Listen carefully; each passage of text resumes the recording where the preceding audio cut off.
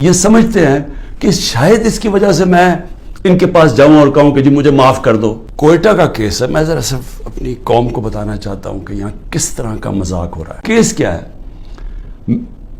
Qasim sorry rolling دیتا ہے کہ جناب یہ مراسلہ، یہ جو سائفر آیا ہے وہاں سے، اس کے ہوتے ہوئے بیرون ملک کی مداخلت ہوئی ہے ہمارے افیئرز میں، اور اس میں لکھا ہوا ہے کہ عمران خان کو عدم اعتماد میں شکست دو۔ یہ مراسلے میں لکھا ہوا ہے، جو کہ وہ ڈونلڈ لو اور ہمارے ایمبیسڈر کے بیچ میں بات چیت ہوئی، جو کنفرم کیا گیا پاکستان کی سیکیورٹی کاؤنسل نے۔ پھر جب شہباز شریف بنا پرائم منسٹر، پھر سیکیورٹی کاؤنسل میں ایمبیسڈر کو، اسد مجید کو بلایا گیا، اس نے بیٹھ کے کہا کہ ہاں یہ مجھے ڈونلڈ لو نے کہا تھا کہ عمران خان کو ہٹاؤ پرائم منسٹرشپ سے، اور یہ عدم اعتماد میں اس کو فیل کرو۔ اور ابھی عدم اعتماد درج نہیں کی گئی تھی اسمبلی کے اندر، تو قاسم سوری نے اس کو سامنے رکھتے ہوئے کہا کہ اس کے مراسلے کے ہوتے ہوئے میں یہ نہیں اس وقت آگے اسمبلی کو پڑھنے دیتا۔ اس کے اوپر میں نے اسمبلی ڈیزالو کر دی اور میں نے الیکشنز کال کر دیے۔ اب یہ آدمی کہہ رہا تھا کہ وہ جو الیکشنز میں نے کال کیے ہیں اس کے اوپر آرٹیکل 6 لگنا چاہیے، تو سپریم کورٹ نے تو پہلے ہی رولنگ دے دی تھی۔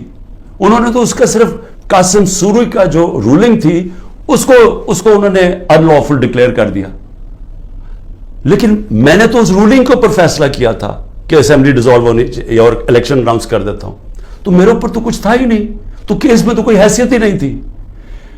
اس آدمی کا وکیل کا قتل ہوتا ہے، فیملی ساری کہتی ہے کہ خاندانی دشمنی تھی، اس پہ قتل ہوا ہے، وہاں پہنچ جاتے ہیں، یعنی وہ پتہ چلتا ہے کوئی 9:30 بجے اس کا قتل ہوتا ہے، 4 گھنٹے کے اندر لا منسٹر پریس کانفرنس کر دیتا ہے کہ عمران خان اس میں ملوث تھا۔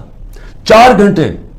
کبھی سوچیں کہ کوئی قتل ہوا ہے، کوئی انویسٹیگیشن ہوتی ہے، کوئی پتہ چلتا ہے، وہ 4 گھنٹے میں کہتا ہے عمران خان اس کے اندر ملوث ہے۔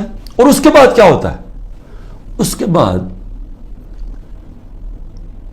آئی جی اٹھاتا ہے اس کے بیٹے کو، رات تک آئی جی اس کو اپنے پاس رکھتا ہے، اور اس سے پھر ایک اور سٹیٹمنٹ آ جاتی ہے کہ جی یہ عمران خان نے قتل کروایا میرے باپ کو۔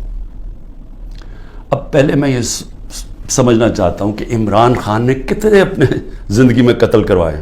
150 سے اوپر تو میرے اوپر کیسز ہیں، تو کیا میں ادھر بھی کسی کو قتل کروانے کے چکر میں ہوں؟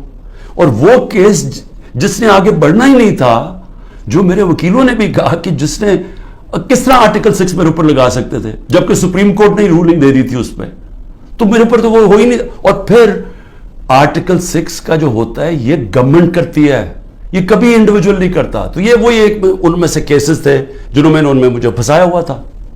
اب یہ سوچیں کہ اس کے اوپر میرے اوپر انہوں نے 302 کا مقدمہ کر دیا اور میرے اوپر قتل کا کیس کر دیا۔ واضح ہے، مجھے نظر آ رہا ہے کہ کیا کرنا ہے۔ اتنے زیادہ کیسز ہیں، میں اب اسلام آباد جانا ہے کل، کوئی 16 کیسز کے اوپر میں نے بیل لینی ہے، 16 کیسز کے اوپر۔ کبھی کسی اور پولیٹیکل لیڈر کے اوپر کبھی ایسا ہوا ہے؟ مجھے بتائیں، ان لوگوں نے جنہوں نے 30 سال سے ملک لوٹ رہے تھے، ان کی وہاں اربوں ڈالر کی جائیدادیں پڑی ہوئی ہیں، مجھے بتائیں کہ یہ کوئی کیس ہے؟ کوئی مانے گا پاکستان میں کہ عمران خان نے جا کے کوئٹہ میں قتل کروا دیا کسی کو کیونکہ اس کو ڈر لگا ہوا تھا کہ وہ کیس کامیاب ہو جائے گا؟ اور پھر کتنے، یعنی ماضی بھی ہے۔ رانا ثناء اللہ کا تو یہ عابد شیرلی کا باپ کہتا ہے 18 قتل کیے ہیں اس نے۔ فیصل آباد میں جائے وہ کوئی اس سے زیادہ قتل بتاتے ہیں۔ شہباز شریف کی تو رپورٹ ہے ہیومن رائٹس کی یا ایمنسٹی کی کہ اس نے 97 سے 99 تک 770 لوگوں کو پولیس مقابلے میں مروایا ہے۔ اس کے اوپر تو عابد باکسر نے ٹی وی پہ آ کے کہا کہ اس نے قتل کروایا ہے۔ عمران خان کے اوپر بتائیں کس نے کہا کسی کو قتل کیا؟ تو یہ جو قتل کا کیس انہوں نے کیا ہے، اس کا مقصد ہی ایک ہے کہ کسی نہ کسی طرح عمران خان کو پکڑ لو۔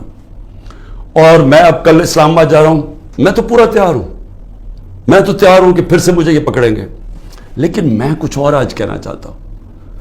میں آج اپنی پارٹی کو بھی ساروں کو یہ آج کل چیزیں بتاتا ہوں کہ اب آپ کو سمجھ آئے کہ میں نے 27 سال انصاف کی تحریک کیوں شروع کی تھی، کیونکہ یہ جو ہمارے سے ہو رہا ہے، جو میرے سے ہو رہا ہے، جو میرے لوگوں سے ہو رہا ہے، یہ پاکستان کے عام آدمی سے ہر وقت ہوتا ہے جب طاقتور کے سامنے وہ کھڑا ہوتا ہے۔ میں تو جیل کے لیے تیار ہوں اور ہر چیز کے لیے تیار ہوں، لیکن میں کبھی اس ظلم اور اس طاقت کے حکمرانی کے سامنے کبھی نہیں جھکوں گا کہ میں آخری سانس تک اس ظلم کے نظام کا مقابلہ کروں گا۔